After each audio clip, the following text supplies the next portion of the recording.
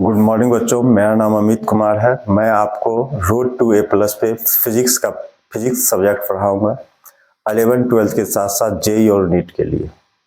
चलिए आज हम लोग 12th का सिलेबस स्टार्ट करते हैं। 12th के सिलेबस स्टार्ट करने से पहले 12th में कौन कौन सा टॉपिक पढ़ना है उस पर हम लोग चर्चा करेंगे। फिर उसके बाद 12th में कौन सा टॉपिक कितना इम्पोर्टेंट जेई के लिए इम्पोर्टेंट होगा, कौन सा टॉपिक कितना नीट के लिए इम्पोर्टेंट होगा और कौन सा टॉपिक बोर्ड के लिए कितना इम्पोर्टेंट होगा, वो सारा चीज आज हम लोग देखेंगे। देखिए, अगर 12th की बात करें, अगर क्लास 12th की बात करें तो क्लास 12th में हम लोग को टोटल 4 टॉपिक पढ़ना है। पहला है इलेक्ट्रोस्टैटिक्स।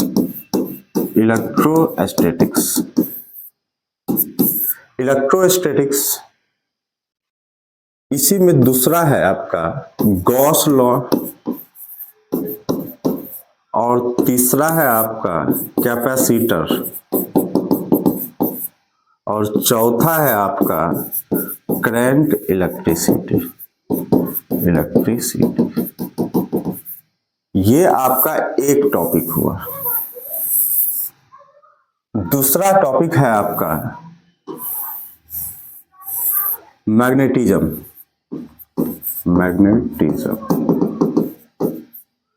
मैग्नेटिज्म में सबसे पहले हम लोग को पढ़ना है magnetic force and magnetic field.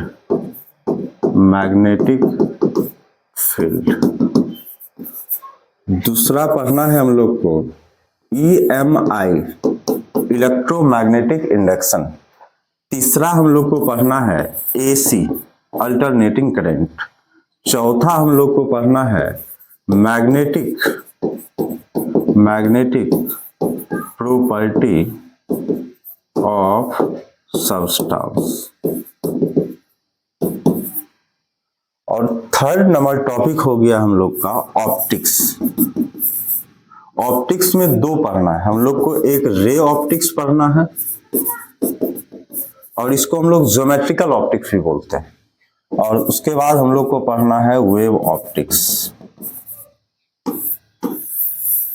और चौथा टॉपिक जो है हम लोग का पढ़ना है मॉडर्न फिजिक्स। मॉडर्न फिजिक्स में भी टोटल 4 टॉपिक। पहला है photo electric effect and photon. दूसरा है एटॉमिक स्ट्रक्चर।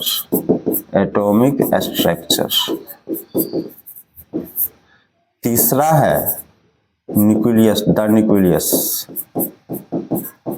और चौथा है सेमीकंडक्टर। मेनली यही हम लोग को 4 टॉपिक 12th में पढ़ना है। अब इस 4 टॉपिक में हम लोग देखेंगे कौन सा टॉपिक जेई के लिए, नीट के लिए ज्यादा इंपॉर्टेंट है और कौन सा टॉपिक आपके 12th बोर्ड के लिए इंपॉर्टेंट है। अगर हम लोग पूरे 12th के सिलेबस को 100% माने, 100% माने, तो अगर हम शेप और साइज की बात करें तो 100% का 35% जो है आपका इलेक्ट्रोस्टैटिक्स है। ये पूरा 4 टॉपिक इलेक्ट्रोस्टैटिक्स हुआ। इसको हम लोग इलेक्ट्रोस्टैटिक्स बोलेंगे इस टॉपिक को, इसको हम लोग मैग्नेटिज्म बोलेंगे, इसको ऑप्टिक्स बोलेंगे, इसको मॉडर्न फिजिक्स बोलेंगे। ये 35% हुआ। मतलब कि अगर 100 दिन का हम लोग क्लास रखेंगे तो 35 दिन आपको इलेक्ट्रोस्टैटिक्स में लगेगा। अगर हम मैग्नेटिज्म की बात करें तो मैग्नेटिज्म जो हमारा है आपका, ये भी लगभग 35 to 30%। इलेक्ट्रोस्टैटिक्स हमारा 35% है, मैग्नेटिज्म भी हमारा 30% है। टोटल ये दोनों जो है आपका एनसीईआरटी का फर्स्ट बुक है, एनसीईआरटी का फर्स्ट बुक। मतलब फर्स्ट बुक में आपका टोटल सिलेबस जो है 12th का 65%। अगर बात करें ऑप्टिक्स का तो ऑप्टिक्स हमारा 15% है, 15%। तो कितना हो गया टोटल? 35, 30, 65, 5, 70, 10, 80 और 20% जो हमारा है मॉडर्न फिजिक्स। इसमें एक और टॉपिक ऐड किया गया है जिसका नाम है कम्युनिकेशन सिस्टम। वो आपके जेई और नीट में नहीं पूछा जाएगा, वो सीबीएसई बोर्ड में भी नहीं पूछा जाएगा, वो सिर्फ और सिर्फ बिहार बोर्ड में पूछा जाता है। तो ये रहा हमारा 12th का सिलेबस। साइज के आधार पे कौन सा चैप्टर कितना बड़ा है उसके आधार पे बात की। अगर हम बोर्ड की बात करें कि बोर्ड के लिए सबसे ज्यादा कौन सा चैप्टर इंपॉर्टेंट है, तो बोर्ड के लिए आपका सबसे ज्यादा इंपॉर्टेंट चैप्टर है ऑप्टिक्स। देखिए ऑप्टिक्स आपको पढ़ना 15% है, लेकिन इससे टोटल 30% क्वेश्चन पूछा जाता है बोर्ड में। आपका बोर्ड में टोटल 30% क्वेश्चन पूछा जाता है। कितना फायदा है? 15% पढ़ना है, 30% क्वेश्चन आपसे बोर्ड में पूछा जाएगा। टोटल 14 मार्क्स का ऑप्टिक्स से आता है। उसके बाद अगर बोर्ड की बात करें तो बोर्ड में उसके बाद मॉडर्न फिजिक्स से ज्यादा क्वेश्चन आता है। 20% पढ़ना है, 20% इससे क्वेश्चन पूछा जाएगा आपका। तो टोटल ये दोनों जो हुआ आपका ऑप्टिक्स और मॉडर्न एनसीईआरटी के सेकेंड बुक में मिलेगा। तो एनसीईआरटी का अगर सेकेंड बुक की बात करें तो हमारा बोर्ड के पॉइंट ऑफ व्यू से बहुत ज्यादा इंपॉर्टेंट है, क्योंकि आपका 12th का 100% मार्क्स में से 30% इधर, 20% इधर, 50% उसी से रहेगा। और पढ़ना भी कम है, पढ़ना कम है, साइज कम है। देखिए ये पूरे 12th का 100% का मार्क्स 15% है और ये आपका 20% है। मतलब पढ़ना 35% है और फायदा कितना उठाना है? 50% का फायदा उठाना है। अगर हम 12th की बोर्ड की बात करें तो इलेक्ट्रोस्टैटिक्स से देखिए हम लोग को पढ़ना 35% है, लेकिन इससे क्वेश्चन जो आएगा बोर्ड में 25% ही क्वेश्चन आएगा। और आपका मैग्नेटिज्म से जो है लगभग 20% आएगा। देखिए इलेक्ट्रोस्टैटिक्स और मैग्नेटिज्म में जो है ये अल्टरनेट होते रहता है, कभी मैग्नेटिज्म से ज्यादा पूछा जाता है, इलेक्ट्रोस्टैटिक्स से कम, कभी इलेक्ट्रोस्टैटिक्स से ज्यादा पूछा जाएगा, मैग्नेटिज्म का कम। इस बार का अगर देखा जाए तो इलेक्ट्रोस्टैटिक्स से क्वेश्चन की संख्या कम रहा, मैग्नेटिज्म से ज्यादा रहा, चाहे आपका ऑब्जेक्टिव हो या चाहे आपका बोर्ड की हो। अब हम बात करते हैं कंपटीशन की, जेई और नीट की। जेई और नीट में आपका जितना साइज है, सिलेबस का जितना साइज है, उसी के आधार पे क्वेश्चन भी आता है। जैसे हमको इलेक्ट्रोस्टैटिक्स में पढ़ना है 35%, तो हमारा क्वेश्चन भी जो होगा आपका 35% ही आएगा जेई में या नीट में। पढ़ना है हमको 30% मैग्नेटिज्म, तो हमारा जो क्वेश्चन अराइज होगा जेई और नीट में 30% ही होगा। ऑप्टिक्स से 15% ही आएगा और मॉडर्न से आपका 20% ही आएगा। ये हमारा पूरा 12th का सिलेबस है। और किस आधार पे बोर्ड से क्वेश्चन पूछा जाएगा और किस आधार पे आपका कंपटीशन में क्वेश्चन आएगा, वो सारा आपको डाटा हम दिए। अब ये चारों में अगर 12th के सिलेबस की बात करें तो पूरे 12th में, जैसे देखो 11th 12th का हम साफ डिफरेंशिएट करते हैं, तो 11th जो है पूरा आपका मास पे टिका हुआ है और 11th का पूरा सिलेबस जो है विजिबल है, दिखता है। आप 11th में क्या पढ़ेंगे? वेलोसिटी, एक्सीलरेशन, यही सब पढ़ेंगे। तो वेलोसिटी आप देख सकते हैं, जान सकते हैं कि इस कार का वेलोसिटी इतना है या इस कार का एक्सीलरेशन इतना है, देख सकते हैं। लेकिन आप पूरे 12th का सिलेबस की बात करें तो ये पूरा 12th का सिलेबस आपका चार्ज पे टिका हुआ है और ये विजिबल नहीं है। चार्ज को नहीं हम देखे हैं, नहीं आप देखे हैं। हम लोग पूरे 12th में ऐसा चीज पढ़ने वाले हैं जो कभी देखे नहीं है। पूरा 12th हमारा किस पे टिका हुआ है? तो चार्ज पे टिका हुआ है, जो कि विजिबल नहीं है। लेकिन 12th जो है 11th की तुलना में आसान है और काफी इंटरेस्टेड भी है, मजेदार है। क्यों मजेदार है? क्योंकि इसका डे टू डे लाइफ में ज्यादातर यूज है कि नहीं?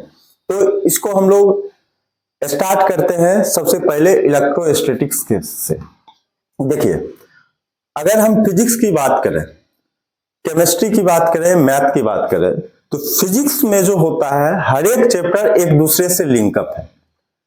इलेक्ट्रोस्टैटिक्स पहले हम समझेंगे, तभी उसके बाद हमको मैग्नेटिज्म समझ में आएगा, उसके बाद आपको हम मॉडर्न। हाँ, एक चैप्टर आपका ऑप्टिक्स जो है ये किसी से लिंक नहीं है, इसको हम जब चाहे तब समझा सकते हैं, लेकिन अदरवाइज सभी टॉपिक जो है आपका एक दूसरे से लिंक है। इलेक्ट्रोस्टैटिक्स समझ में आ जाएगा तभी आपको मैग्नेटिज्म समझ में आएगा, मैग्नेटिज्म समझ में आ जाएगा तभी आपको मॉडर्न समझ में आएगा। तो इसीलिए सबसे पहले हम लोग स्टार्ट करेंगे इलेक्ट्रोस्टैटिक्स से, और इलेक्ट्रोस्टैटिक्स हमारा सबसे बेसिक चैप्टर है।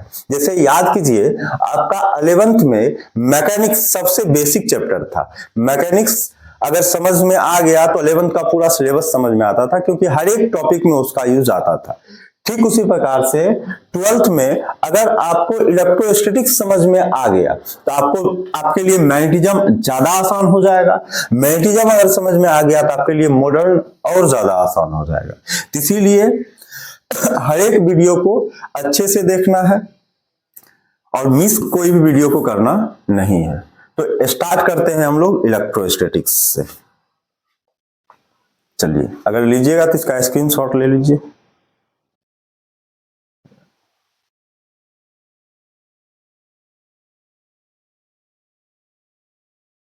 चलिए देखिए, इलेक्ट्रोस्टैटिक्स की बात करते हैं। जैसे हम लोग पहले देखो चार्ज का ही बताते हैं, चार्ज के ही बारे में बताते हैं।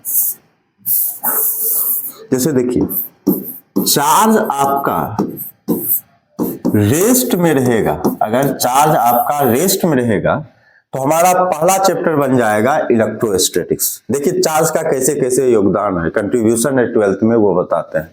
चार्ज अगर हमारा रेस्ट में रहेगा तो हम लोग का पहला चैप्टर बनेगा इलेक्ट्रोस्टैटिक्स। यही चार्ज अगर हमारा कांस्टेंट वेलोसिटी के साथ मूव करेगा, कांस्टेंट वेलोसिटी के साथ अगर हमारा मूव करेगा तो दूसरा चैप्टर बन जाएगा मैग्नेटिज्म। और यही चार्ज जब एक्सीलरेट करने लगेगा तो हम लोग को लास्ट वाला चैप्टर ईएम वेव प्रोड्यूस करेगा, इलेक्ट्रोमैग्नेटिक वेव प्रोड्यूस करेगा और मॉडर्न फिजिक्स बन जाएगा। तो इसीलिए हम बार बार बोल रहे हैं कि 12th जो है पूरा आपका चार्ज पे टिका हुआ है। अगर आप रेस्ट चार्ज के बारे में पढ़ लिए, समझ में आ गया तो इलेक्ट्रोस्टैटिक्स समझ में आ जाएगा। अब यही चार्ज के बारे में पढ़ना है, कोई दूसरा चार्ज तो लाने वाले नहीं है। यही चार्ज को बस सिर्फ हम क्या करेंगे, कांस्टेंट वेलोसिटी, इसमें रुका हुआ था, बस इसमें चार्ज को क्या करेंगे, कांस्टेंट वेलोसिटी से चला देंगे। कांस्टेंट वेलोसिटी करने का मतलब है उसका मैग्नीट्यूड भी सेम रहेगा और डायरेक्शन भी क्या रहेगा, सेम रहेगा। अगर कांस्टेंट वेलोसिटी से चला देंगे तो हम लोग को दूसरा चैप्टर बन जाएगा जिसका नाम क्या होगा, मैग्नेटिज्म, और एक्सीलरेट करवा देंगे तो इलेक्ट्रोमैग्नेटिक वेव हो जाएगा। तो इसीलिए बार बार आपको हम यही कहेंगे कि हर एक चैप्टर मतलब कि सीक्वेंस में इलेक्ट्रोस्टैटिक्स को अच्छे से पढ़ना है। अच्छे से अगर पढ़ लेते हैं इलेक्ट्रोस्टैटिक्स को, मैग्नेटिज्म आपके लिए आसान होगा और ज्यादा स्ट्रॉन्ग हो जाएगा मॉडर्न फिजिक्स। तो स्टार्ट करते हैं हम लोग आज अपना पहला चैप्टर इलेक्ट्रोस्टैटिक्स। इलेक्ट्रोस्टैटिक्स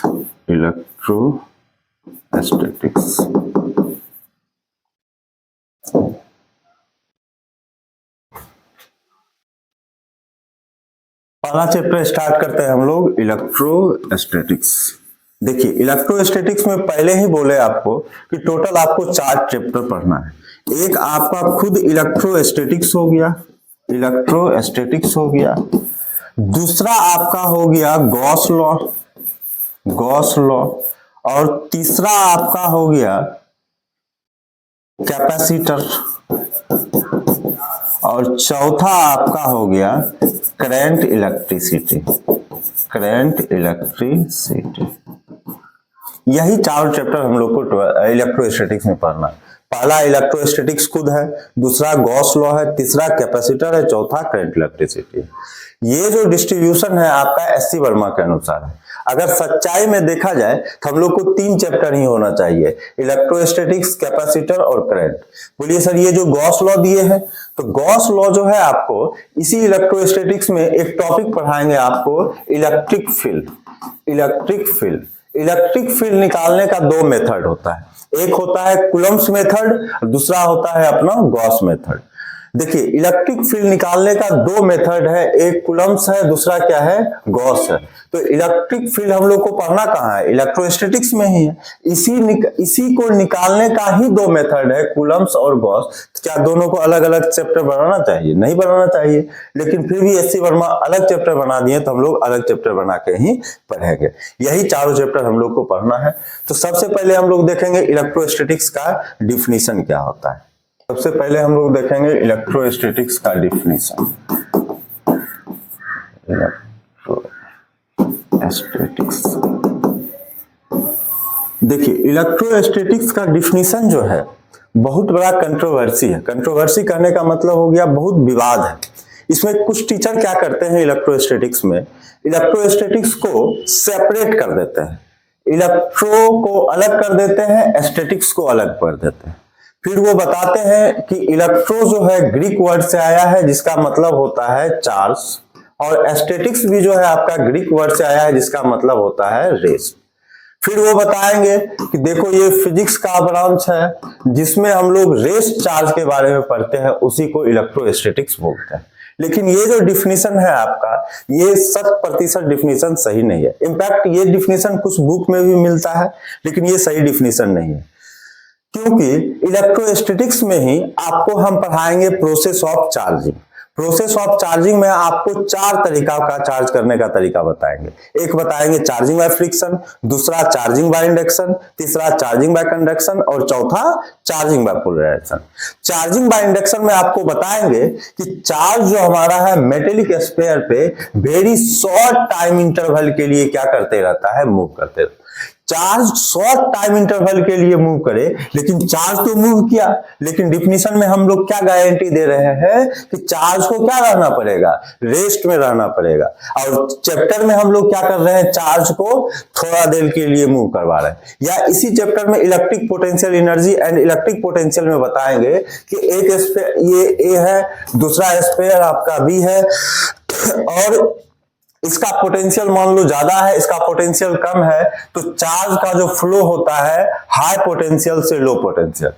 तो एक बात बताइए, electric potential energy and electric potential भी या इलेक्ट्रिक पोटेंशियल भी आपको इलेक्ट्रोस्टैटिक्स में ही पढ़ना है। और इलेक्ट्रोस्टैटिक्स में हम लोग क्या गारंटी दे रहे थे कि चार्ज को क्या होना पड़ेगा, रेस्ट में रहना पड़ेगा, लेकिन चार्ज को क्या करवा रहे हैं, हाई पोटेंशियल से लो पोटेंशियल की तरफ क्या करवा रहे हैं, मूव करवा रहे हैं। तो ये जो डिफिनीशन बोला जा रहा है charge at rest is known as electrostatics, ये आपका सही डिफिनीशन नहीं है। तो क्या होना चाहिए सर, तो देखिए इलेक्ट्रोस्टैटिक्स में ये बात हम भी मानते हैं कि 95% चार्ज रेस्ट में रहेगा, ये बात हम भी मानते हैं, लेकिन 5% चार्ज जो हमारा रेस्ट में भी रह सकता है, मूव भी कर सकता है। तो क्या किया जाए, तो हम लोग यहाँ पे एक वर्ड जोड़ देंगे डिफिनीशन में, तो हम लोग का डिफिनीशन एकदम सही हो जाएगा। क्या बोलेंगे कि अगर आज से आपसे कोई पूछे इलेक्ट्रोस्टैटिक्स क्या है, तो इलेक्ट्रोस्टैटिक्स में तो हम लोग देख लिए चार्ज रेस्ट भी रह सकता है और चार्ज हमारा क्या कर सकता है, मूव भी कर सकता है। चार्ज दोनों काम कर सकता है, रेस्ट में भी रह सकता है, मूव भी कर सकता है। लेकिन मूव जो करेगा वो बहुत कम ही केस में करेगा, लेकिन मूव तो करेगा और ज्यादा देर के लिए नहीं करेगा। क्यों ज्यादा देर के लिए नहीं करेगा, अगर चार्ज को आपको ज्यादा देर के लिए मूव करवाना हो तो आपको चाहिए external energy supplier. External energy supplier करने का मतलब है बैटरी चाहिए, जनरेटर चाहिए। अगर बैटरी जनरेटर को आप जोड़ देते हैं तब हमारा चार्ज कंटिन्यूअसली मूव करेगा, लगातार मूव करेगा, ज्यादा देर के लिए मूव करेगा। हम लोग को इलेक्ट्रोस्टैटिक्स में ना ही बैटरी पढ़ना है ना ही जनरेटर पढ़ना है, इसके बावजूद भी हमारा चार्ज क्या करेगा, मूव करेगा। तो यहां से एक डिफिनीशन इलेक्ट्रोस्टैटिक्स का और बना सकते हैं, बिना एक्सटर्नल एनर्जी का अगर चार्ज हमारा मूव करेगा तो वो कौन सा ब्रांच कहलाएगा, इलेक्ट्रोस्टैटिक्स। और इलेक्ट्रोस्टैटिक्स में ज्यादातर रेस्ट में ही चार्ज रहेगा और थोड़ा देर के लिए या कम समय के लिए चार्ज मूव भी कर सकता है, तो दोनों काम कर सकता है। तो क्या डिफिनीशन बनाया जाए, तो अगर आपसे कोई पूछे इलेक्ट्रोस्टैटिक्स क्या है तो आप बोलिएगा इलेक्ट्रोस्टैटिक्स फिजिक्स का वह ब्रांच है जिसमें हम लोग चार्ज के बारे में पढ़ते हैं, और चार्ज हमारा रेस्ट में भी रह सकता है और मूव भी कर सकता है। इसके लिए हम लोग एक वर्ड यूज करेंगे, generally charge at rest. Generally मतलब हुआ कि ज्यादातर आपका चार्ज रेस्ट में रहेगा और कभी कभी क्या कर सकता है, मूव करेगा। और मूव जब हमारा चार्ज करेगा तो इसके लिए हम लोग को कोई एक्सटर्नल एनर्जी की जरूरत नहीं है, बिना एक्सटर्नल एनर्जी का चार्ज मूव करेगा, उसी को हम लोग क्या बोलने वाले हैं, इलेक्ट्रोस्टैटिक्स। क्लियर है। अब सवाल उठता है, अगर आपसे कोई पूछेगा कि बताओ इलेक्ट्रोस्टैटिक्स के में कहां चार्ज मूव करता है, तो आप उसको बोलिएगा कि चार्जिंग बाय इंडक्शन इलेक्ट्रोस्टैटिक्स के ही अंतर्गत पढ़ा जाता है, जिसमें हमारा charge very short time interval के लिए क्या करता है, मूव करता है। देखिए यही चीज आपको हम डिफिनीशन बना के भी तैयार किए हैं, लिखे भी है। इलेक्ट्रोस्टैटिक्स का definition, electrostatics is the branch of physics in which we study about charge. Electrostatics physics का वह ब्रांच है जिसमें हम लोग किसके बारे में पढ़ेंगे, चार्ज के बारे में पढ़ेंगे। Charge will be generally at rest और move very short time interval. Charge जो है हमारा जनरली रेस्ट में रहेगा और वेरी शॉर्ट टाइम इंटरवल के लिए मूव करेगा without using external energy supply. External energy क्या हो गया, आपका बैटरी हो गया, जनरेटर हो गया, एटीसी। अब दूसरी बात जो आपको समझाए कि चार्ज हमारा कहां मूव करेगा, तो आपको हम बता चुके हैं कि charging by induction, charging by induction charge करने का एक प्रोसेस है जिसमें चार्ज जो हमारा है वेरी शॉर्ट टाइम इंटरवल के लिए मूव करते रहता है। तो वही लिखे हैं, charging by induction is a study under the electrostatics. In this case charge move very short time interval without using external energy supply. तो ये हमारा इलेक्ट्रोस्टैटिक्स का डिफिनीशन था। आपको बोर्ड की बात करें, ये स्टेट बोर्ड की बात करें, तो इसमें एक दो बार ऑब्जेक्टिव पूछा हुआ है। कैसे पूछेगा, क्वेश्चन पूछेगा कि in electrostatics, in electrostatics charge will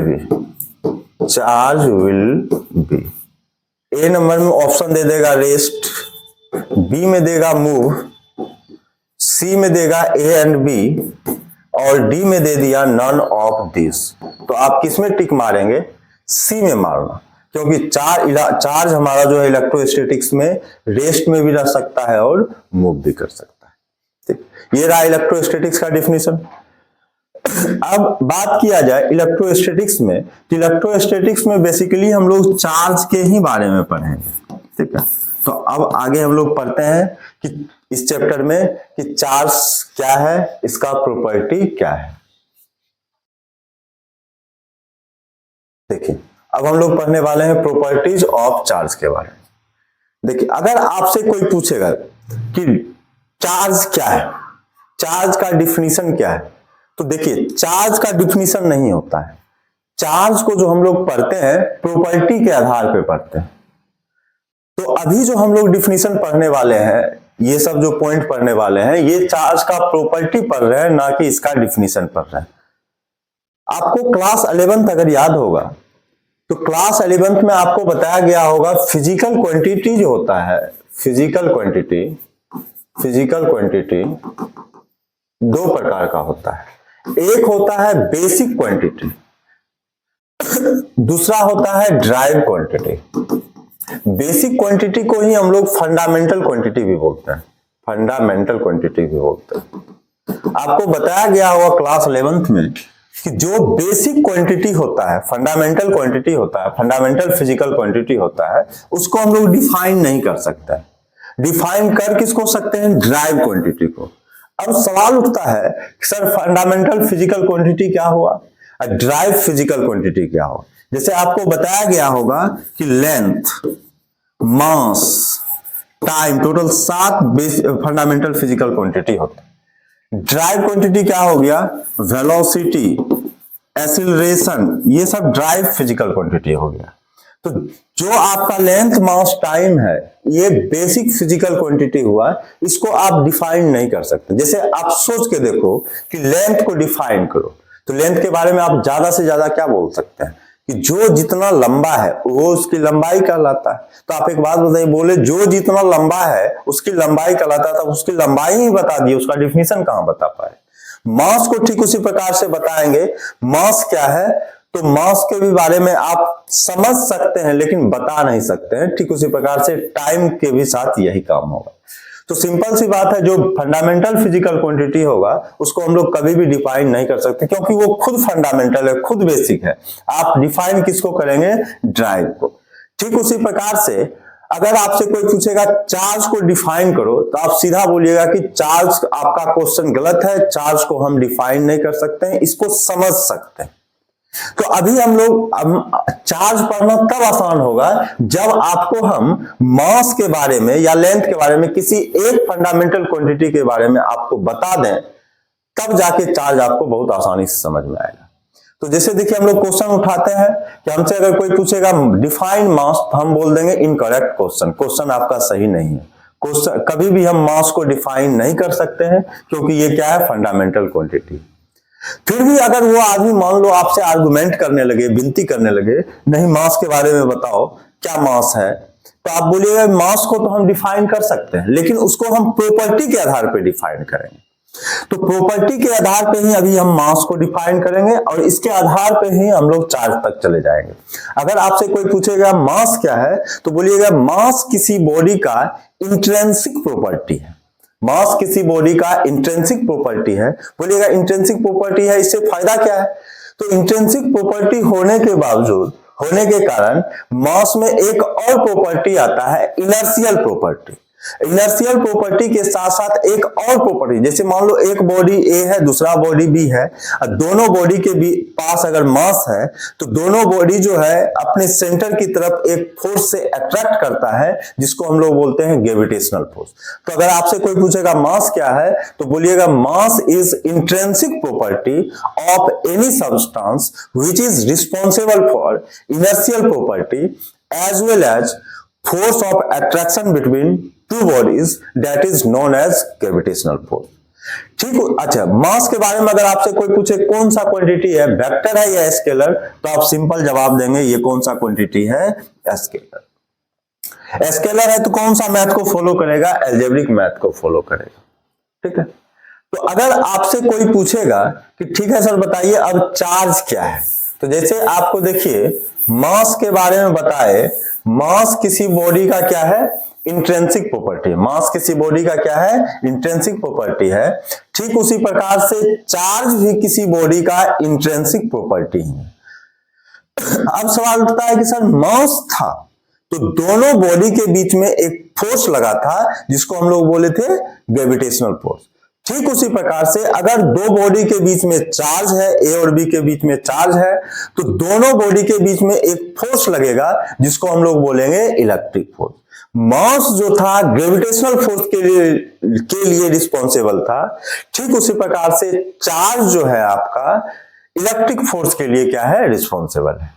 अगर आपसे पूछे थे कि बताओ कि मास कौन सा क्वांटिटी है, वेक्टर है या स्केलर, तो आप क्या अभी जवाब दिए कि ये स्केलर क्वांटिटी है। ठीक उसी प्रकार से अगर आपसे कोई पूछेगा कि चार्ज कौन सा क्वांटिटी है, वेक्टर है या स्केलर, तो ये इसका भी जवाब होगा ये कौन सा क्वांटिटी है? स्केलर। अब सवाल उठता है कि आप बोलिएगा क्या सर चार्ज और मास का सारा प्रॉपर्टी एक ही जैसा होगा? तो इसका जवाब होगा नहीं, चार्ज और मास का सारा प्रॉपर्टी एक जैसा नहीं है, कुछ प्रॉपर्टी एक जैसा था। जैसे मास के बारे में आपसे पूछेगा कि मास कितना प्रकार का, तो आप बोलिएगा कि मास हमेशा पॉजिटिव ही होता है। लेकिन चार्ज के बारे में अगर आपसे हम पूछे कि चार्ज कितना प्रकार का होता है, तो आप बोलिएगा चार्ज के बारे में चार्ज दो प्रकार का होता है, एक पॉजिटिव चार्ज होता है, दूसरा क्या होता है? Negative charge. इलेक्ट्रॉन पे कैसा चार्ज होता है? निगेटिव। प्रोटॉन पे कैसा चार्ज होता है? पॉजिटिव। देखिए यही कुछ चीज पॉइंट आपको हम लिखे हैं। फिर पहले लिखे हैं कि like length mass time, length mass time के ही जैसा, जैसे लेंथ को डिफाइन नहीं कर पाए थे, मास को डिफाइन नहीं कर पाए थे, टाइम को डिफाइन नहीं कर पाए थे, ये तीनों किसी भी बॉडी का क्या था? ये तीनों क्या था? इंट्रिंसिक प्रॉपर्टी है। ठीक उसी प्रकार से लिखे हैं like length mass time charge, मतलब लेंथ मास टाइम के जैसा ही चार्ज जो है किसी बॉडी का इंट्रिंसिक प्रॉपर्टी है, जो कि रिस्पॉन्सिबल है किसके लिए? इलेक्ट्रिक फोर्स के लिए। उसके बाद आपको लिखा है कि चार्ज जो है दो प्रकार से बांटा गया है, एक आपका पॉजिटिव चार्ज है, दूसरा आपका निगेटिव चार्ज है। फिर उसके बाद चार्ज का ऐसा यूनिट जो होता है कूलम होता है, एक यूनिट होता है एम्पियर, एम्पियर इनटू टाइम। कहां से ये यूनिट आया तो बताते हैं आपको। आई बराबर क्या होता है, Q बाई टी। अगर Q निकालें यहां से तो Q बराबर क्या हो जाएगा, I इंटू टी। करंट का क्या होता है, एम्पियर, टाइम का टी, तो चार्ज का एक और यूनिट बन जाता है एटी। फिर चार्ज जो हमारा है कौन सा क्वांटिटी है, स्केलर क्वांटिटी है, और जो क्वांटिटी स्केलर होता है वो कौन सा मैथ को फॉलो करता है, एल्जेब्रिक मैथ को फॉलो करता है।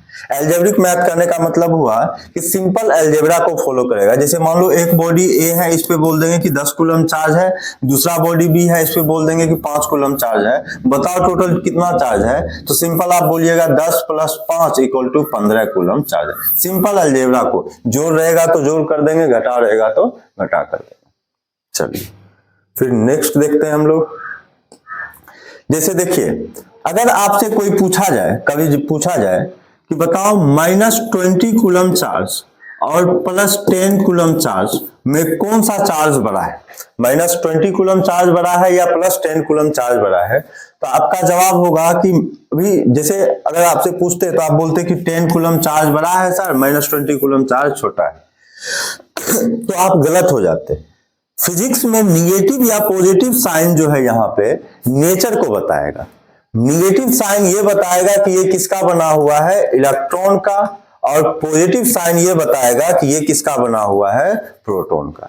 -20 कूलम मतलब हुआ कि यहाँ पे आपका 20 इलेक्ट्रॉन प्रेजेंट है, माइनस मतलब इलेक्ट्रॉन का बना हुआ, 20 मतलब 20 इलेक्ट्रॉन प्रेजेंट है। +10 कूलम का मतलब हुआ कि प्रोटॉन है, और कितना प्रोटॉन है, 10। तो आप ही बताइए, यहां पे 20 इलेक्ट्रॉन है, यहां पे 10 प्रोटॉन है, तो कौन बड़ा होगा, 20 इलेक्ट्रॉन बड़ा हो जाएगा, 10 इलेक्ट्रॉन क्या हो जाएगा, छोटा। तो सिंपल बात है, जब कभी भी आपको प्लस या माइनस की बात कहे तो उसके प्लस साइन और माइनस साइन को मैग्नीट्यूड के साथ इंक्लूड नहीं करना है। प्लस या माइनस साइन चार्ज के नेचर को बताता है, प्लस बताता है कि प्रोटॉन का बना हुआ है, और माइनस बताता है कि इलेक्ट्रॉन का बना हुआ है। तो वही आपको लिखे हैं कि positive and negative sign, charge sign represent the nature of charge. Proton has positive charge and electron has negative charge. और आगे लिखे हैं, जब कभी भी आपको चार्ज के मैग्नीट्यूड को कंपेयर करना हो तो सबसे पहले उसके साइन को, जैसे साइन को रिमूव कर देना है, उसके बाद उसके न्यूमेरिकल वैल्यू को देखना है। जिसका न्यूमेरिकल वैल्यू बड़ा होगा उस चार्ज का मैग्नीट्यूड बड़ा होगा, जिसका न्यूमेरिकल वैल्यू छोटा होगा उस चार्ज का मैग्नीट्यूड छोटा होगा। एग्जांपल में भी लिख दिया, -20 कूलम चार्ज जो है बड़ा है +10 कूलम चार्ज से। चलिए अब देखिए दूसरा पॉइंट आपको समझाते हैं। दूसरा पॉइंट समझाने से पहले हम लोग आपको कुछ बताना चाह रहे हैं। क्या बताना चाह रहे हैं, तो देखिए कि क्या, एक क्वेश्चन पूछते हैं उसके बाद ये दूसरा पॉइंट पे आएंगे कि क्या ऐसा संभव है कि किसी बॉडी के पास चार्ज हो, मास नहीं हो, चार्ज हो मास नहीं हो। इसका जवाब होगा कभी पॉसिबल नहीं है। अगर किसी बॉडी के पास चार्ज रहेगा तो या तो निगेटिव चार्ज होगा या तो पॉजिटिव चार्ज होगा। निगेटिव चार्ज होगा तो हम लोग बात किसका करेंगे, इलेक्ट्रॉन का। अब पॉजिटिव चार्ज रहेगा तो हम लोग बात किसका करेंगे, प्रोटॉन का, है कि नहीं। इलेक्ट्रॉन रहेगा तो इलेक्ट्रॉन के पास चार्ज भी होता है, मास भी रहेगा, तो मास भी आ जाएगा, चार्ज भी आ जाएगा। प्रोटॉन के पास चार्ज भी होता है, मास भी होता है, तो ये कभी संभव नहीं है। अगर चार्ज है तो 100% गारंटी है कि उसके पास मास भी होगा। इसका रिवर्स क्वेश्चन भी पूछा जाता है कि क्या ऐसा संभव है कि किसी बॉडी के पास मास हो और चार्ज नहीं हो। इसका जवाब होगा यस, ऐसा पॉसिबल है। न्यूट्रॉन एक ऐसा पार्टिकल है जिसके पास देखिए चार्ज कितना होता है, न्यूट्रॉन के पास 0, लेकिन उसके पास मास होता है किसके बराबर, प्रोटॉन के मास के बराबर। प्रोटॉन का मास और न्यूट्रॉन का मास लगभग सेम ही होता है। तो मतलब न्यूट्रॉन एक ऐसा पार्टिकल है जिसके पास मास तो है लेकिन चार्ज नहीं है। तो यहां से हम एक बात कंक्लूजन निकाल सकते हैं। क्या निकाल सकते हैं, तो देखिए अगर चार्ज है तो मास है, चार्ज है तो मास है। यहां पे देखिए मास है लेकिन चार्ज नहीं है। यहां से हम बोल सकते हैं मास जो है चार्ज के बिना रह सकता है, मास जो है चार्ज के बिना रह सकता है, लेकिन चार्ज कभी जो है मास के बिना नहीं रह सकता है, लेकिन चार्ज कभी भी जो है आपका मास के बिना नहीं रह सकता। तो वही पॉइंट लिखा है आपको, a body can have mass without having net charge but a body can not have net charge without having mass. ये रहा आपका चार्ज का प्रॉपर्टी। फिर आगे नेक्स्ट देखते हैं। देखिए अब अगला देखते हैं। अगर आपसे कोई पूछेगा कि क्या हम चार्ज को एक बॉडी से दूसरे बॉडी में ट्रांसफर कर सकते हैं सर, इसका जवाब होगा यस। चार्ज को हम लोग एक बॉडी से दूसरे बॉडी में ट्रांसफर कर सकते हैं। देखिए इससे पहले हम लोग एक और पॉइंट है उसको देख लेते हैं, फिर समझ में आएगा अच्छे से। ये पॉइंट देखते हैं उसके बाद उस पर चलते हैं। क्या है ये पॉइंट, तो बताओ यूनिवर्स का नेट चार्ज कंजर्व होना चाहिए कि नॉन कंजर्व। इसका जवाब होगा कि पूरा यूनिवर्स का नेट चार्ज कंजर्व होना चाहिए। कैसे, तो आपको जब न्यूटन्स लॉ पढ़ाए थे, न्यूटन्स लॉ ऑफ मोशन, उससे पहले पढ़ाए थे एक chapter the force. The force पढ़ाने से पहले आपको एक थ्योरी पढ़ाए थे, बिग बैंग थ्योरी, आइंस्टीन का हाइपोथेसिस था। उसमें आपको बताए थे कि इनिशियल जो है यूनिवर्स पे चार्ज कितना है, 0। अगर किसी भी चीज पे अगर इनिशियली चार्ज 0 होगा तो उस बॉडी का चार्ज जो होता है कंजर्व हो जाता है। कंजर्व करने का मतलब है फाइनली भी चार्ज जो होना चाहिए किसके बराबर होना चाहिए, 0 के बराबर। तो यूनिवर्स का नेट चार्ज जो है कंजर्व है और किसके बराबर है, 0 के बराबर। इसी को हम लोग बोलते हैं कंजर्वेशन ऑफ चार्ज। तो अब देखिएगा शॉर्ट आंसर में स्टेट बोर्ड में कई एक बार पूछा है, what do you mean by conservation of charge. तो आप वहां से बोल सकते हैं कि net charge of universe is equal to 0 is called conservation of charge. Universe का नेट चार्ज जो है 0 के बराबर होगा, उसी को हम लोग क्या बोलते हैं, कंजर्वेशन ऑफ चार्ज। अब सवाल उठता है कि सर यूनिवर्स के केस में तो आप बता दिए कि चलिए इनिशियली चार्ज 0 था तो फाइनली भी चार्ज 0 होगा और इसी को कंजर्वेशन ऑफ चार्ज बोल रहे हैं। यूनिवर्स के अंतर्गत जितना भी एलिमेंट पाया जाता है या पार्टिकल पाया जाता है, क्या उसका चार्ज कंजर्व होना चाहिए कि नॉन कंजर्व होना चाहिए। इसका जवाब होगा उसका भी चार्ज जो होगा कंजर्व होगा। बोलिए कैसे, तो आपको एटॉमिक केमिस्ट्री में बताया गया होगा कि किसी भी एलिमेंट के पास जितना इलेक्ट्रॉन, जैसे सोडियम का ही बात करें, सोडियम का ही बात करें, सोडियम के पास 11 इलेक्ट्रॉन है तो 11 प्रोटॉन भी है। तो बताइए 11 electron minus charge, 11 proton plus charge, तो नेट चार्ज कितना हुआ सोडियम का, 0। तो कहने का मतलब है यूनिवर्स का तो नेट चार्ज 0 है ही। यूनिवर्स के अंतर्गत जितना भी पार्टिकल पाया जाता है सभी का नेट चार्ज कितना के बराबर है, 0 के बराबर है। चलिए अब देखिए अगला पॉइंट है, क्या है, अब देखिए isolated, for an isolated system total charge is always conserve. इसका क्या मतलब हुआ, देखो जैसे मान लो कि कोई पार्टिकल है जिसके पास 10 इलेक्ट्रॉन है और 8 प्रोटॉन है। अगर तुमसे कोई पूछेगा कि बताओ इसके पास कितना नेट चार्ज है, तो आप सीधा बोलिएगा कि सर 8 इलेक्ट्रॉन 8 प्रोटॉन, न्यूट्रलाइज कर देगा और 2 इलेक्ट्रॉन एक्स्ट्रा है इसीलिए 2 इलेक्ट्रॉन के बराबर इस पे चार्ज। अब आपसे पूछे कि बताओ इस बॉडी का या इस सिस्टम का चार्ज कंजर्व है कि नॉन कंजर्व, तो इस सिस्टम का भी चार्ज आपका कंजर्व हो सकता है।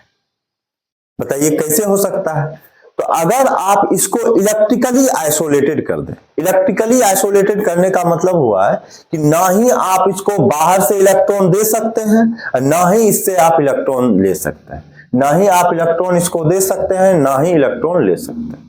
तो कैसे क्या करेंगे, जैसे मान लो इसके पास 10 इलेक्ट्रॉन है, इसके अंदर से इच्छा हुआ कि 10 से हम चाहते हैं कि 20 इलेक्ट्रॉन हो जाए, तो कैसे होगा। यहां तो कंडीशन दे दिए हैं कि इसको इलेक्ट्रिकली आइसोलेटेड कर दिए हैं, मतलब कि बाहर से इलेक्ट्रॉन दे भी नहीं सकते हैं और अंदर से इलेक्ट्रॉन ले भी नहीं सकते हैं, कैसे 20 इलेक्ट्रॉन होगा। तो आपको मॉडर्न फिजिक्स में बताएंगे कि अगर एक न्यूट्रॉन को हम कट करते हैं तो एक इलेक्ट्रॉन बनता है और एक प्रोटॉन। कैसे कट करते हैं ये सब आगे की चीज है, मॉडर्न फिजिक्स में हम लोग बताएंगे आपको। एक बात बताइए, हम लोग यहाँ पे किसका डिस्कशन करने जा रहे हैं? चार्ज का। अगर इसके पास 10 न्यूट्रॉन दे दें तो मास पे फर्क पड़ सकता है, लेकिन क्या चार्ज पे फर्क पड़ सकता है? नहीं पड़ सकता, क्योंकि न्यूट्रॉन पे चार्ज कितना है? 0।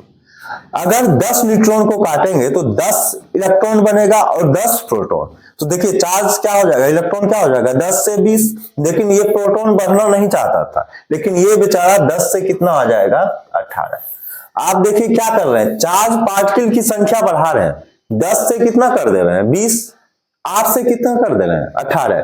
फिर भी क्या इसका नेट चार्ज पे कोई फर्क पड़ रहा है? आज भी कितना है? 2 इलेक्ट्रॉन के बराबर चार्ज। इसी को तो कंजर्वेशन बोलते हैं कि इनिशियल चार्ज किसके बराबर होना चाहिए? फाइनल चार्ज के बराबर होना चाहिए। तो हम बोल देते हैं कि उस बॉडी का या उस सिस्टम का चार्ज क्या है? कंजर्व। यहाँ पे इनिशियल चार्ज और फाइनल चार्ज क्या है? इक्वल है। तो हम बोल सकते हैं कि इस सिस्टम का चार्ज क्या है? कंजर्व है। एक बात बताइए, ये जो है आपका कब पॉसिबल हुआ? जब आप इलेक्ट्रिकली आइसोलेटेड किए तब। जैसे मान लो तुमसे कोई पूछे कि एक बॉडी दे दिया, बोलेगा कि इसका चार्ज कंजर्व है या नॉन कंजर्व, तो आप उससे एक बात जरूर पूछिए कि जो आप बॉडी की बात कर रहे हैं, जो सिस्टम की बात कर रहे हैं, क्या आपने उसको इलेक्ट्रिकली आइसोलेटेड किया है? अगर आप उस सिस्टम को इलेक्ट्रिकली आइसोलेटेड कर दिए तो आपका बॉडी का चार्ज जो है कंजर्व होगा, अदरवाइज कंजर्व नहीं होगा। वही चीज लिखे हैं दूसरा point, for an electrically isolated system total charge is always conserve. चलिए इस पॉइंट को समझने से पहले थोड़ा सा एक पीछे का स्लाइड देखते हैं। अब देखिए, अब ये बात तो समझ में आ गया कि यूनिवर्स का भी नेट चार्ज हमेशा कंजर्व होगा और जो बॉडी है यूनिवर्स के अंतर्गत उसका भी चार्ज हमेशा क्या होगा? कंजर्व होगा। जैसे मान लो कि एक बॉडी आया, कोई आदमी आया, बोला कि नेट चार्ज मेरा कंजर्व है, या ऐसे बोल दिया कि मेरा चार्ज क्या है? कंजर्व है, आप हमको चार्ज कर दीजिए। तो आप उसको समझाइएगा कि देखो तुम्हारा चार्ज कंजर्व है, इसका मतलब ये नहीं है कि तुम्हारे पास चार्ज नहीं है।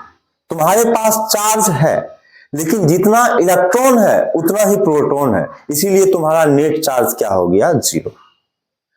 वो मान लो फिर भी आपसे आर्गुमेंट करने लगा कि नहीं हमको चार्ज कर दो, मेरा चार्ज नेट चार्ज जो है कंजर्व है, या मेरा नेट चार्ज 0 है, हमको चार्ज कर दो। जैसे मान लो इसके पास 10 इलेक्ट्रॉन था उस आदमी के पास और 10 प्रोटॉन था, तो इसका नेट चार्ज क्या हो गया? कंजर्व। यानी कि नेट चार्ज किसके बराबर आया? 0 के बराबर। ये आदमी क्या बोल रहा है हम लोग को कि चार्ज कर दो। इसको हम लोग क्या समझाए कि नेट चार्ज तुम्हारा 0 है, इसका ये मतलब नहीं है कि तुम्हारे पास चार्ज नहीं है, चार्ज है। लफड़ा यही है कि जितना इलेक्ट्रॉन है उतना ही क्या है? प्रोटॉन है। तो नेट चार्ज तुम्हारा क्या हो गया? 0। लेकिन ये आदमी माना नहीं, बोला कि नहीं हमको चार्ज कर दो। तो हम इससे पूछे कि बताओ तुमको कितना चार्ज चाहिए? ये आदमी बोल दिया कि हमको चाहिए 5 इलेक्ट्रॉन के बराबर चार्ज। क्या बोला ये? हमको कितना इलेक्ट्रॉन के बराबर चाहिए? 5 इलेक्ट्रॉन के बराबर चार्ज चाहिए। तो अब कैसे किया जाए? तो ध्यान से सुनो। अब 5 इलेक्ट्रॉन के बराबर चार्ज चाहिए, तो हम क्या करेंगे? हमारे पास 2 ऑप्शन बन सकता है। या तो क्या कर सकते हैं, इसको कहीं से 5 इलेक्ट्रॉन का व्यवस्था कीजिए और इस बॉडी को दे दीजिए, तो इसके पास हो जाएगा 15 इलेक्ट्रॉन और 10 प्रोटॉन। तो आपका बात बन जाएगा नेट चार्ज कितना हो गया? 5 इलेक्ट्रॉन। या दूसरा भी ऑप्शन आप अपना सकते हैं कि 5 प्रोटॉन को ही इस बॉडी से निकाल दीजिए, तो आपके पास बचेगा 5 प्रोटॉन और 10 इलेक्ट्रॉन, तो भी आपके पास 5 इलेक्ट्रॉन के बराबर चार्ज होगी। मतलब कि एक बात समझ में आ रहा है सर? क्या समझ में आ रहा है? कि अगर आपको चार्ज करना हो, अगर आपको क्या करना हो? चार्ज करना हो, मतलब कि चार्ज को अगर आपको ट्रांसफर करना हो एक बॉडी से दूसरे बॉडी में, आप चार्ज को ट्रांसफर कर सकते हैं। देखिए ये जो 5 इलेक्ट्रॉन लाए हैं किसी दूसरे बॉडी से ही लाए, ये 5 प्रोटॉन इससे निकाल के किसी दूसरे बॉडी में ही दिए। तो मतलब कि चार्ज को हम चाहे तो एक बॉडी से दूसरे बॉडी में ट्रांसफर कर सकते हैं। किसके रूप में कर सकते हैं? तो सवाल उठता है कि अगर हमको चार्ज चाहिए निगेटिव सर, तो हमको क्या करना होगा? या तो इलेक्ट्रॉन की संख्या बढ़ाना पड़ेगा या तो प्रोटॉन की संख्या घटाना पड़ेगा। निगेटिव चार्ज के लिए या तो इलेक्ट्रॉन की संख्या बढ़ाना पड़ेगा या प्रोटॉन की संख्या क्या करना पड़ेगा? घटाना पड़ेगा। अगर मान लो उल्टा कहें, पॉजिटिव चार्ज चाहिए तो हम लोग उल्टा भी काम करेंगे। पॉजिटिव चार्ज चाहिए तो प्रोटॉन की संख्या बढ़ा सकते हैं, इलेक्ट्रॉन की संख्या को क्या कर सकते हैं? घटा सकते हैं। अब सवाल उठता है कि सर चार्ज को हम ट्रांसफर कर सकते हैं एक बॉडी से दूसरे बॉडी के बीच में, किसके रूप में कर सकते हैं? तो अभी तक तो हम लोग को कॉन्सेप्ट आया इलेक्ट्रॉन के भी रूप में कर सकते हैं, प्रोटॉन के भी रूप में कर सकते हैं। लेकिन सवाल उठता है कि sir day to day life में हम लोग किसका यूज करेंगे, इलेक्ट्रॉन को निकाल के या प्रोटॉन को? इसके लिए हम लोग को जाना होगा केमिस्ट्री में। केमिस्ट्री में आपको बताया गया होगा एटॉमिक स्ट्रक्चर। एटॉमिक स्ट्रक्चर में आपको बताया गया होगा कि पूरा यूनिवर्स जो है एटम का बना हुआ है और एटम जो है 3 फंडामेंटल पार्टिकल से मिलकर बना हुआ है, जिसका नाम है इलेक्ट्रॉन, प्रोटॉन और न्यूट्रॉन।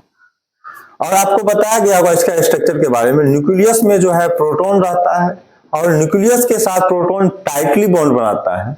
आप प्रोटॉन को न्यूक्लियस से कभी डीअटैच नहीं कर सकते। इलेक्ट्रॉन जो है आपका लूजली बॉन्ड बना के चारों तरफ चक्कर काटते रहता है। तो आप खुद सोच के बताइए कि किसी भी पार्टिकल से, किसी भी सब्सटेंस से, एटम से, सब्सटेंस से प्रोटॉन को निकालना आसान काम है या इलेक्ट्रॉन? तो आप खुद जवाब दीजिएगा कि सर इलेक्ट्रॉन जो है लूजली बॉन्ड बना रहा है, इसको निकालना आसान काम है, प्रोटॉन को निकालना कठिन काम। तो अगर डे टू डे लाइफ में अगर चार्ज को ट्रांसफर करने की बात आए तो आप क्या कभी भी प्रोटॉन को ट्रांसफर कर पाएंगे? इसका जवाब होगा नहीं। किसका ट्रांसफर करेंगे? इलेक्ट्रॉन का। रूल तो बना सकते हैं लेकिन जब यूज करने जाएंगे तो हम लोग ट्रांसफर किसका करेंगे? इलेक्ट्रॉन। अगर आपसे कोई क्या क्या पूछ सकता है ये बात करते हैं। आपसे पहले पूछेगा कि क्या चार्ज को एक बॉडी से दूसरे बॉडी में ट्रांसफर कर सकते हैं? या आप बोलिएगा यस, चार्ज को हम एक बॉडी से दूसरे बॉडी में ट्रांसफर कर सकते हैं। फिर पूछेगा किसके रूप में कर सकता है? तो आप बोलिएगा कि थ्योरेटिकली अगर बात किया जाए तो इलेक्ट्रॉन के भी रूप में कर सकते हैं और प्रोटॉन के भी रूप में कर सकते हैं। बट प्रैक्टिकली करने की बात आए तो हम लोग किसके रूप में करेंगे? किसके फॉर्म में करेंगे? इलेक्ट्रॉन के फॉर्म में करेंगे। फिर आपसे पूछेगा कि अगर हमको निगेटिव चार्ज चाहिए तो क्या करना पड़ेगा? तो आप बोलिएगा अगर हमको निगेटिव चार्ज चाहिए तो हम इलेक्ट्रॉन की संख्या को बढ़ा देंगे। फिर पूछेगा अगर पॉजिटिव चार्ज चाहिए तो क्या करना पड़ेगा? तो आप बोलिएगा अगर हमको पॉजिटिव चार्ज चाहिए तो इलेक्ट्रॉन की संख्या घटा देंगे। निगेटिव चार्ज करना हो तो इलेक्ट्रॉन की संख्या बढ़ा देना है, पॉजिटिव चार्ज करना हो तो इलेक्ट्रॉन की संख्या क्या करना है? घटा देना। एक क्वेश्चन आपसे और पूछ सकता है, कई एक बार पूछा भी गया है कि अगर किसी बॉडी पे निगेटिव चार्ज दे रहे हैं तो बताओ उसका मास क्या हो रहा होगा? मास पे क्या फर्क पड़ रहा होगा? बढ़ रहा होगा कि घट रहा होगा? तो इसका जवाब सुनिए। अगर किसी बॉडी पे निगेटिव चार्ज कर रहे हैं तो इसका क्या मतलब हुआ? आप निगेटिव चार्ज कर रहे हैं, आप इलेक्ट्रॉन की संख्या को क्या कर रहे हैं? बढ़ा रहे हैं। इलेक्ट्रॉन की संख्या को क्या कर रहे हैं? बढ़ा रहे हैं। इलेक्ट्रॉन की संख्या बढ़ा रहे हैं तो इलेक्ट्रॉन के पास मास भी है और चार्ज भी है। तो इलेक्ट्रॉन की संख्या बढ़ रहा है तो उसका मास भी बढ़ रहा होगा। मतलब कि किसी बॉडी पे अगर निगेटिव चार्ज हो रहा होगा तो उसका मास क्या होगा? बढ़ रहा होगा। अगर कोई आपसे पूछे कि अगर पॉजिटिव चार्ज करेंगे तो क्या होगा, तो आप सिंपल सी बात बताइए, आपको कॉन्सेप्ट इतना अच्छा से बताए। पॉजिटिव चार्ज करने के लिए इलेक्ट्रॉन की संख्या को क्या करेंगे? घटाएंगे। इलेक्ट्रॉन की संख्या घटाएंगे मतलब इलेक्ट्रॉन बाहर निकलेगा। बाहर निकलेगा मतलब उसके साथ मास भी जाएगा। मास भी जाएगा मतलब कि उसका मास क्या होगा? घटेगा। तो याद रखना है कि निगेटिव चार्ज जब भी करेंगे तो मास बढ़ेगा, पॉजिटिव चार्ज जब भी करेंगे तो मास घटेगा। निगेटिव चार्ज करने के लिए इलेक्ट्रॉन की संख्या बढ़ाएंगे और पॉजिटिव चार्ज करने के लिए इलेक्ट्रॉन की संख्या घटाएंगे। तो देखिए वही चीज हम लोग लिखे हुए हैं यहां पे।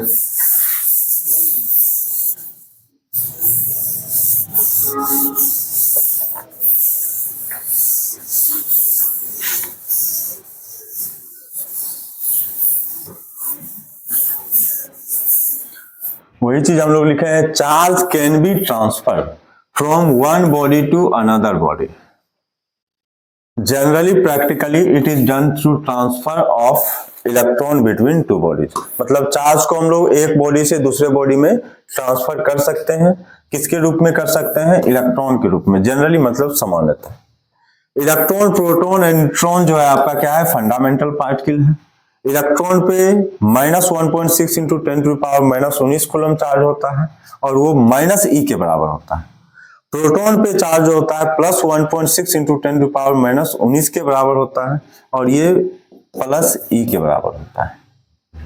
चलिए अब अगला स्लाइड देखा जाए। ये भी पॉइंट आपको समझा है अभी। अगर किसी बॉडी के पास निगेटिव चार्ज होगा तो उसका मास इंक्रीज करेगा और अगर किसी बॉडी के पास पॉजिटिव चार्ज होगा तो उसका मास डिक्रीज करेगा। ये सारा चीज आपका प्रॉपर्टीज ऑफ चार्ज। तो आज का क्लास इतना ही रहने देते हैं, फिर उसके बाद हम लोग आगे नेक्स्ट देखेंगे। Thank you.